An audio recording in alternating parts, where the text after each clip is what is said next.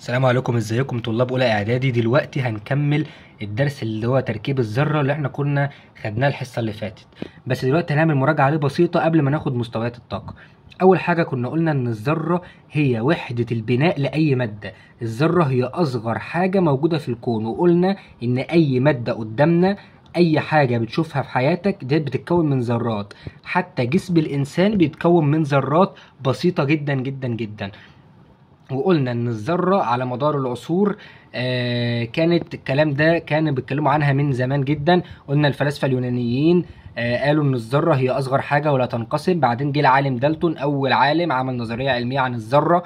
بعد كده جه رازرفورد، و اتكلمنا المره اللي فاتت عن الجسيمات دون الذريه، ان الذره بتتكون من بروتونات ونيوترونات والكترونات. وقلنا ان الالكترونات كتلتها ضئيله جدا، وان البروتونات والنيوترونات بيخشوا في تركيب نواه الذره، وان كتله الذره بتكون في النواه. ديت مراجعه كده بسيطه عن اللي خدناه الحصه اللي فاتت. وقلنا بعض العناصر اللي قلت لكم لازم تحفظوها لانها مهمه جدا جدا جدا عشان نقدر نحل بعد كده بعدين. وقلنا ان طريقه كتابه اي عنصر، لو ديت معلومه مهمه جدا لازم تحفظوها كويس قوي قوي، لان الاسئله هتيجي عليها. لو اللغه العنصر تشابه اول حرف ليه باللغه اللاتينيه مع اللغه الانجليزيه هناخد اول حرف. ولو اختلفت الكلمتين باللغه الانجليزي او اللاتيني، ده سؤال هيجي لكم في الامتحان. العنصر بيتكتب باللغه اللاتينيه لازم وحتما ولا بد. العلماء كلهم في العالم اتفقوا على ان اي عنصر كيميائي لازم يتكتب باللغه اللاتينيه. في اي دوله بيكتبوه العنصر باللغه اللاتينيه. اما دلوقتي بقى نتكلم عن مستويات الطاقه. اول حاجه كنا اتكلمنا في المره اللي فاتت عن الالكترونات، وقلنا ان الالكترونات سالبه الشحنه، وقلنا ان هي كتلتها ضئيله جدا اذا ما قورنت بنواه الذره. تمام. دلوقتي الالكترونات ديت مكانها فين؟ قلت لكم انا الحصه اللي فاتت كده بطريقه مبسطه ان هي بتدور حول النواه في مستويات الطاقه. ايه هي بقى مستويات الطاقه؟ مستويات الطاقه هو الطريق او المكان اللي الالكترونات بتدور فيه حوالين النواه، يعني ده المكان بتاعها. يعني لو اي حد سألك الالكترونات بتدور فين، بتدور حول مستويات الطاقة. طب ايه هي مستويات الطاقة ديت؟ مستويات الطاقة هي بتكون عددها 7 مستويات طاقة، وترقيمهم بسيط جدا من 1 ل7. بس انتم عليكم اول اربع مستويات طاقه بس. اول 4 مستويات طاقه قلنا ان الترقيم بيكون من 1 ل7 لان هم في الحقيقه كده، لكن هنركز دلوقتي في اول 4 بس، اللي هم المستوى الطاقه الاول اسمه كي، مستوى الطاقه الثاني ال، مستوى الطاقه الثالث ام، مستوى الطاقه الرابع ان.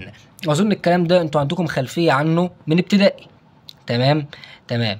وقلنا ان كمان كل مستوى طاقه رئيسي بيكون له عدد من مستويات الطاقه الفرعيه. المعلومه دي تحطوها في دماغكم، بس هي مش عليكم دلوقتي. هتاخدوا مستويات الطاقه الفرعيه ديت بعد كده ان شاء الله لما تخشوا المرحله الثانويه باذن الله.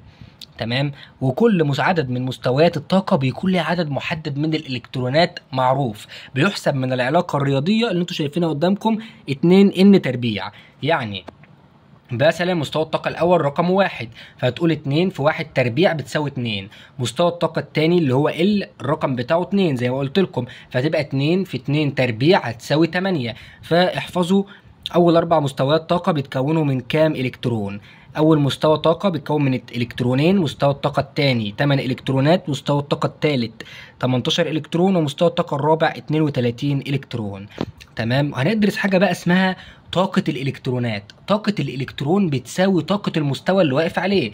يعني لو إلكترون واقف في مستوى الطاقة ك اللي هو 1، يبقى الطاقة بتاعته 1. لو الإلكترون واقف في مستوى الطاقة اللي هو مثلا إن، ده رقم 4، يبقى طاقة الإلكترون هنا هتكون 4. يبقى كل ما نبعد عن نواة الذرة كل ما طاقة الإلكترون بتزيد. يعني كل ما رقم مستوى الطاقة يكبر كل ما طاقة الإلكترونات بتزيد. تمام. اما الفرق في مستويات الطاقه بقى ديت سؤال هيلعب عليه في الامتحان. الطالب الشاطر لازم يكون عارف المعلومه دي كويس جدا. الفرق في الطاقه كل ما تبعد عن النواه بيقل. حط المعلومه دي دايما في دماغكم وثبتوها كده. فرق مستوى الطاقه في الاول بيكون كبير، بس يبقى بعد كده بيصغر، بيكون عامل زي الفجوه. فجوه في الاول بتكون كبيره بعد كده تصغر تصغر تصغر. تمام. يبقى طاقه الالكترون هي اللي بتزيد كل ما نبعد عن النواه. اما الفرق في طاقة مستويات الطاقة ده بيبدأ يقل كل ما نبعد عن النواة. تمام. هنا مثلا سؤال اهو نختبر فهمكم. ايهما يكون اكبر، مقدار الفرق بين طاقة المستوى ام وال ولا ام وان؟ قلنا فرق الطاقة في الاول بيكون كبير، يبقى ام وال هي اللي هتكون اكبر، لان كل ما نبعد عن مستويات كل ما نبعد عن النواة فرق الطاقة بيقل، ففرق الطاقة في الأول بيكون كبير. وقلنا قواعد توزيع الالكترونات في مستويات الطاقة، دايما مستوى الطاقة الأخير آخره 8 إلكترونات بس. ما ينفعش واحد مثلا يجي يرسم لي يقوم جاي حاطط في مستوى الطاقة الأخير ده 8 إلكترونات، أكتر من 8 إلكترونات ما ينفعش. أي مستوى طاقة في الدنيا أخير لازم يحمل 8 إلكترونات فقط، ده في مستوى الطاقة الأخير. تمام. قلنا كي مستوى الطاقة الأول بيتشبع بإلكترونين، ده الوحيد اللي لازم يتشبع بإلكترونين بس. ال 8 إلكترونات، ام 8 إلكترونات، ومستوى الطاقة الأخير اللي هو ان بردك لازم 8 إلكترونات.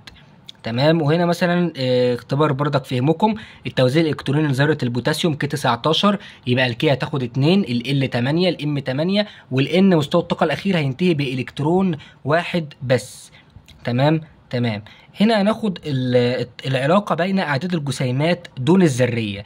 ملخص الجدول ده كده من الآخر عشان نكون فاهمين إن عدد البروتونات الموجبة اللي موجودة في الذرة بيساوي عدد الإلكترونات السالبة. ده بكل بساطة يعني عدد البروتونات اللي هو بيكون في أسفل اليسار اللي هو مكانه بالظبط هنا ده بيساوي عدد الالكترونات السالبه. عشان كده الذره بتكون متعادله كهربيا.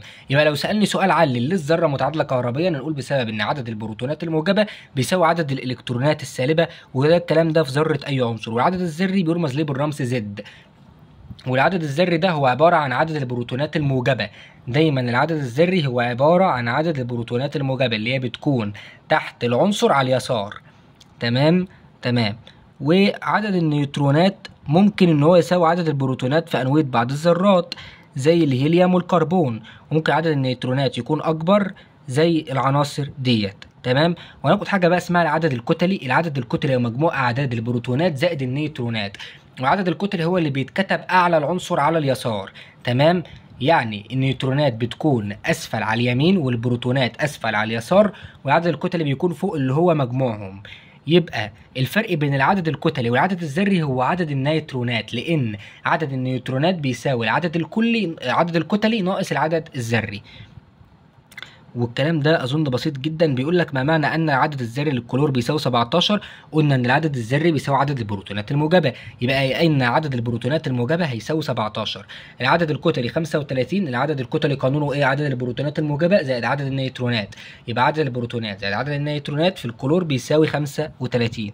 ده معنى الكلام ده. للذره متعادله لسه قايلين بسبب تساوي عدد البروتونات الموجبه مع عدد الالكترونات السالبه. ليه العدد الكتلي اكبر من العدد الذري؟ غالبا لسبب ان هو عدد الكتلي بيساوي عدد البروتونات وبتزود عليها النيوترونات، فطبيعي انه هيكون اكبر منه. ودلوقتي بقى هنتكلم عن النظائر. النظائر في بعض العناصر بيكونوا اسمهم النظائر. يعني النظائر ديت يعني ايه؟ يعني شبه بعض، بيتشابهوا زي توأم كده، بيتشابهوا مع بعض في حاجات بسيطة.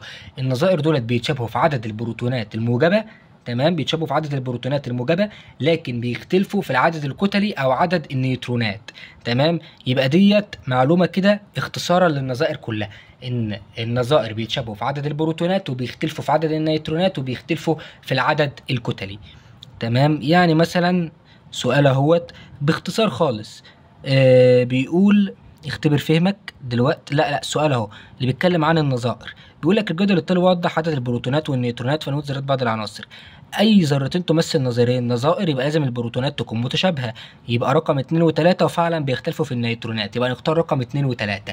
يبقى بدون لك وعجن كتير لما يجي يكلمنا عن النظائر يبقى هنقول بيتشابهوا في عدد البروتونات وبيختلفوا في النيوترونات والعدد الكتلي. ده اختبر فهمكم على الدرس. اي مما لا يمثل التوزيع الالكتروني لذره الصوديوم Na11. هتختار رمز العنصر توزعه ال 11، الكي تاخد 2، ال 8، والمستوى الثالث ام هياخد الكترون واحد، يبقى مستوى الطاقه الاخير لازم ينتهي بالكترون واحد. مره رمز الكيميائي عنصر الحديد بيقول لك العدد الذري بيحتوي على 26 بروتون، قلنا البروتونات بتكون تحت على اليسار، يبقى بدون تفكير يبقى ج او د، و30 نيوترون. يبقى هنجمع العدد الكتلي ونشوف 26 زائد 30 يدينا 56، وهنختار الاجابه اللي هي رقم ج او د. هما الاثنين تقريبا يعني لا تبقى رقم ج، لان رقم د لو انتوا ناصحين كتب العنصر كابيتال وكابيتال، وقلنا اي ذره عنصر لما بتكون حرفين يبقى الاول كابيتال والتاني سمول. اي ذرتين تمثل نظيرين لعنصر واحد لازم يتشابهوا في عدد البروتونات ويختلفوا في عدد النيوترونات. تمام، يبقى هنقول العنصر رقم 1 و2 بيتشابهوا في عدد البروتونات وبيختلفوا في عدد النيوترونات.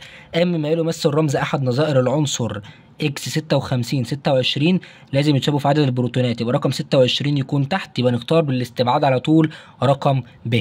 وكده يا شباب الدرس خلص النهارده، واتمنى ان انتوا تكونوا استفدتوا. ذاكروا الدرس كويس وحلوا اسئله الواجب عليه، وان شاء الله هيبقى الدرس سهل جدا.